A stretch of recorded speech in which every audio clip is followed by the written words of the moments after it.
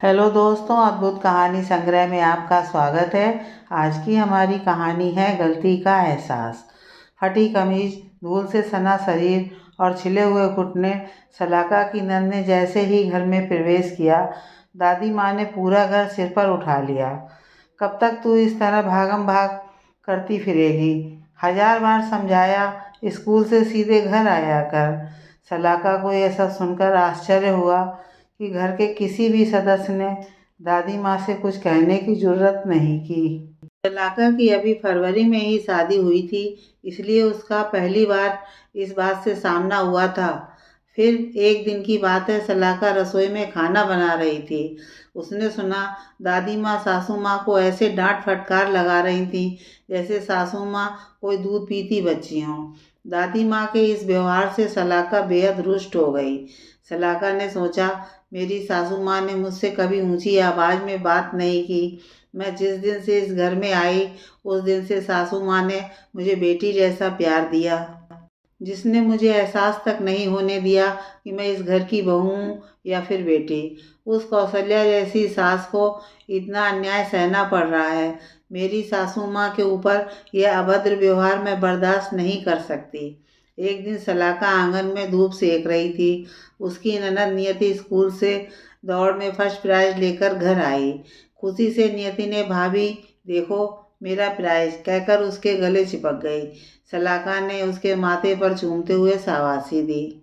उसी समय दादी माँ अपने कमरे से बाहर निकल आईं। आते ही उन्होंने नियति को पहले तो उल्टा सीधा बोलना शुरू किया, फिर सासू माँ को बुलाकर उनसे जो कहा वह सलाका को सहन नहीं हुआ।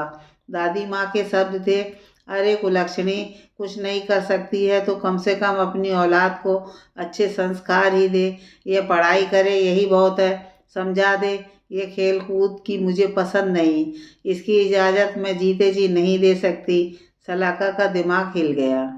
उसने कहा, दादी माँ एक बात बताइए, नियति आपकी पोती है लेकिन सासू माँ की बेटी है। क्या कभी आपने बुआ जी के लिए ऐसा निर्णय लिया है? आप भी अपनी बेटी के लिए वही करेंगी जो सही और उसके लिए भला होगा। दादी माँ सलाका की बात से सन्न रह गईं। उन्होंने कभी इस तरह सोचा नहीं था कि शायद सलाका ठीक कह रही है। फिर भी दादी माँ रौबदार आवाज़ में दहाड़ कर बोली, बहू रानी, बड़ों से ज़्यादा पटर पटर नहीं करते हैं, अपनी हद में रहकर बात करो। लेकिन सलाका आवेश में बोले जा रही थी, दादी माँ आपको पता है, पीढ़ियों के साथ साथ बुजुर्गों को अपनी सोच का दायरा बदल लेना चाहिए, जो बुजुर्गों के लिए अच्छा होगा। नहीं तो आप जैसे बुजुर्ग ही बच्चों के साथ सामंजस्य स्थापित करने में फेल हो जाते हैं। इसलिए वह अकेलेपन का शिकार होकर रात दिन घुटते रहते हैं। सलाका की सासू माँ ने कहा, बेटा चुप हो जा, वह हमारी बड़ी हैं। सासू माँ, आप इन्हें बड़ा मानती हैं, मगर बड़प्पन तो इनके अंदर दूर दूर तक कहीं लेश मात्र भी नजर नहीं आ रहा है। आज दादी माँ को अपनी गलतियों का एहसास हुआ था, जो समय के साथ जरूरी भी हो गया था। दादी माँ अपने कमरे में चुपचाप चली गई। घर में सन्नाटा ऐसा पसरा था मानो घर नहीं शमशान हो। आज चारों तरफ सन्नाटा देखकर सलाका के ससुर महेश को कुछ अंदाजा हो गया था। आज के ठीक 15 दिन पहले उन्होंने माँ से बात करनी चाहिए थी, मगर उनकी पत्नी ने कहा, समय के साथ सब ठीक हो जाएगा। महेश जब माँ के कमरे में पहुंचे तो माँ को चुपचाप लेटे हुए देखा। महेश ने माथे पर हाथ रखकर पूछा, माँ आपकी तबीयत खराब है क्या? माँ घूरते हुए बोली, मेरी तो ठीक है, मगर तेरी खराब होने वाली है। माँ के कहे शब्दों को महेश समझ नहीं पाया। वह माँ को अपलक निहारता रहा। माँ बोली, अपनी पत्नी को आवाज़ देकर बुला। महेश बोले, माँ आपको जो कहना है मुझसे कहो, पार्वती को बीच में मत लाओ। माँ ने जोर से आवाज़ लगाई, पार्वती बहू। महेश को यकीन नहीं आया। माँ ने आज मेरी पारो को पार्वती बहू कहकर संबोधित किया। पार्वती भागती हुई माँ के पास आई। जी माँ जी, हम तुमसे बहुत नाराज हैं। हमारे इतने अत्याचार सहन करने की तुम्हें ज़रूरत क्या थी? पारो, तुम्हारे जैसी बहू मिलना हमारा बहुत बड़ा भाग्य था। हमारे जैसी सास पाना बेटा तुम्हारा दुर्भाग्य। लेकिन कभी तो मेरे दुर्व्यवहार का प्रतिकार किया होता। तेरी बहू सलाका बहुत भाग्यवान है जो तेरे जैसी सास मिली है। तभी नियति कमरे में पापा के लिए चाय नाश्ता लेकर आ गई। दादी माँ ने नियति से कहा, बिटिया अपनी दौड़ का फर्स्ट प्राइज हमें भी दिखा दो। हम भी तो अपनी सहेलियों को दिखाएं कि हमारी पोती भी अच्छी धाविका है। सलाका सोच रही थी, आवेश में बोल तो गई लेकिन अंदर से बहुत ही दुखी थी। उसने सोचा, दादी माँ के साथ मुझे ऐसा नहीं करना चाहिए था। चलकर दादी माँ से माफ़ी मांग लेती हूँ।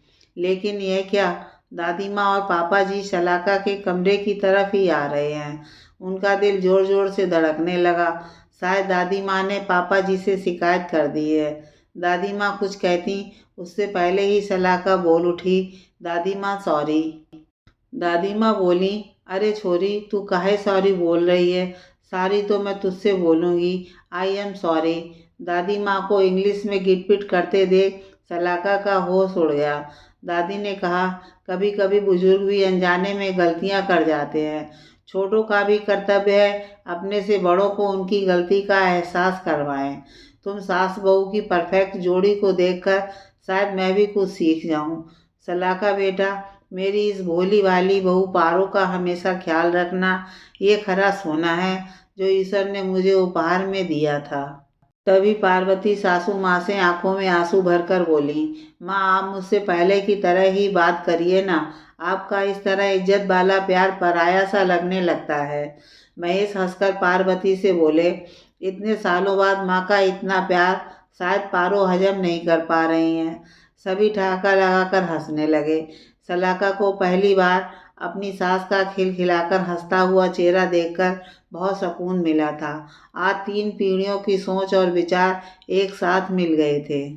सलाका ने दादी माँ के साथ ही सासू माँ की थाली परोसी तो पार्वती बोल पड़ी, सलाका बेटा मैं तेरे साथ खाऊंगी। दादी माँ ने हंसकर कहा, मैं अपनी बहू के साथ, और पारो तू अपनी बहू के साथ खाना खाएंगे। पारो तू अपनी बहू को प्यार करती है तो मैं भी अपनी बहू को प्यार करती हूँ। हाँ ये बात अलग है, मेरा प्यार जताने का ढंग जरा तुमसे जुदा है। पार्वती जोर से खिलखिलाई और सलाका अपनी सासू माँ की आंखों के पोरों से लुढ़कते आंसू को अपनी उंगलियों पर पोंछने लगी। पार्वती ने सलाका से कहा, बेटा पहली बार इतना प्यार देखा है इसलिए समझ नहीं आ रहा है हंसकर या रोकर तुम्हारा शुक्रिया करूं। तूने मुझे आज इतनी खुशी दी है जो मैं शब्दों से बयां नहीं कर सकती। तू मेरी बहू, मेरी बेटी और सबसे अच्छी दोस्त के साथ हमराज भी है। ईश्वर तुम्हें हमेशा ही खुश रखे। मेरा नवीन बहुत ही भाग्यशाली है जो तुम्हारे जैसी पत्नी जीवन संगनी के रूप में मिली है। पार्वती के स्नेह के वशीभूत होकर ही सलाका ने दादी माँ से पंगा लिया था। सलाका ने हंसकर गले लगाते हुए कहा, माँ हम दोनों एक दूसरे के लिए भाग्यशाली हैं। दोनों के प्यार को देखकर महेश मन ही मन ईश्वर को धन्यवाद देकर बोले, कौन कहता है सास और बहू कभी भी माँ बेटी नहीं बन सकती हैं। इरादा नेक है तो सब कुछ मुमकिन हो सकता है।